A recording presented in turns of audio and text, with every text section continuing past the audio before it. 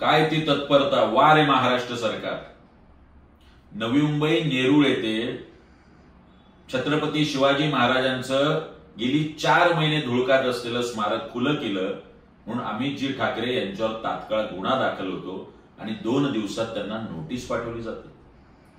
मात्र दादर येथे हायकोर्टाची बंदी हुकूम मोडून जैन समाजाने कबूतरखाना खुला केला. अद्याप ना त्यांच्यावरती गुन्हा ना नोटीस.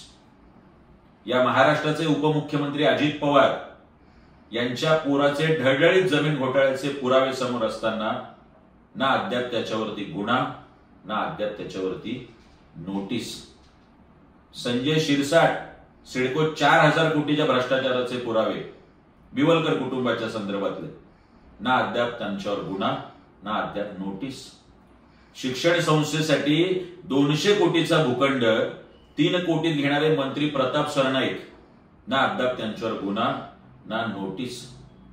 जैन समाजाची पुण्यामधली जागा मुरलीधर मोहोळ केंद्रीय मंत्री, ना त्यांच्यावर अद्याप गुन्हा ना नोटीस.